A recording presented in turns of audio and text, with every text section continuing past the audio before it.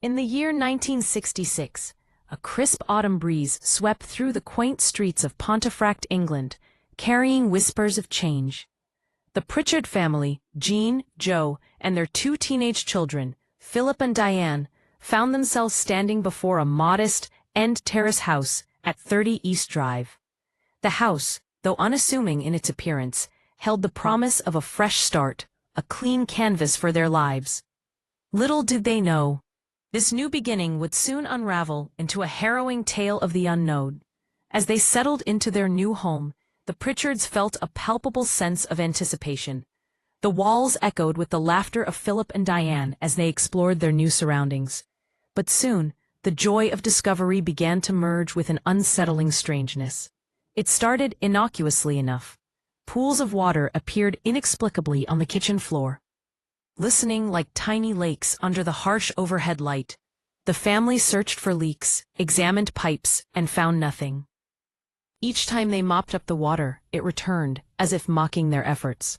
Then came the dirt, a fine black silt that settled on the surfaces, reminiscent of ash from a long-extinguished fire.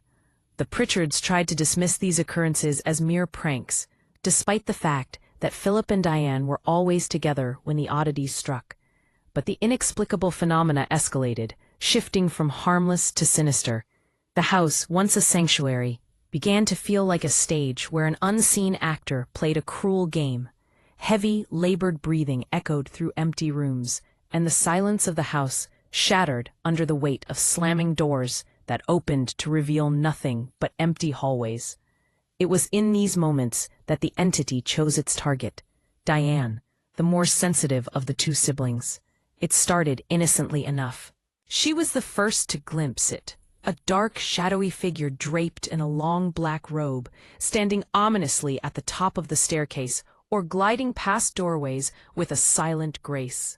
They dubbed it the Monk, a name that fit both its appearance and the land's history as part of an ancient monastery. But the playful malice soon morphed into outright aggression. One afternoon, Diane sat alone in the living room, the sun casting warm rays through the window.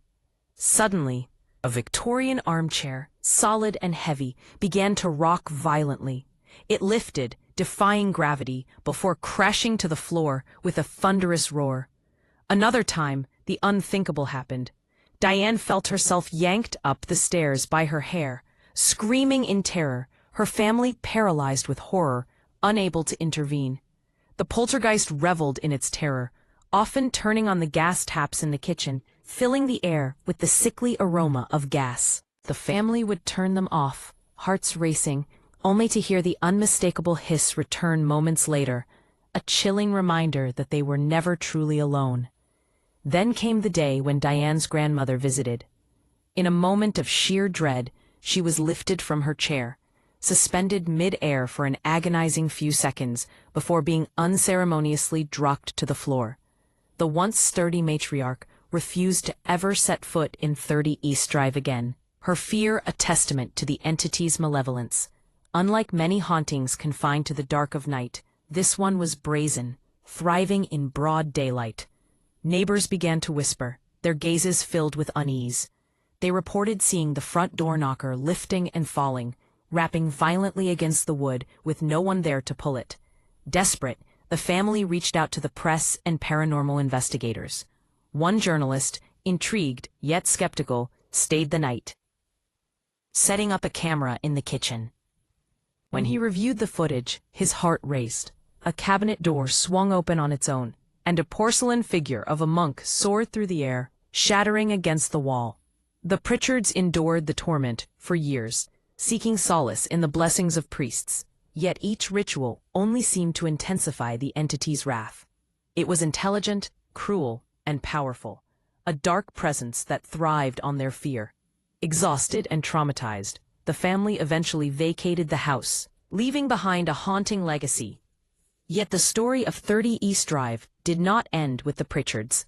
Each new family that moved in reported similar occurrences: slamming doors, unexplained puddles, and sightings of the shadowy figure on the stairs.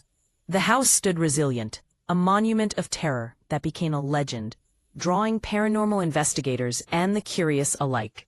Many who dared to stay spoke of feeling scratched, pushed, or witnessing their belongings thrown about as if caught in a tempest. The legend persisted, not just because of the stories told, but because the phenomena refused to fade. Waiting in the silence of that ordinary home on an ordinary street for the next family to cross its threshold. In this haunting tale, it became clear that some houses are not merely filled with memories, but are occupied by a presence with a will of its own. A will that does not fade with time, but instead lingers, ready to claim its next victim.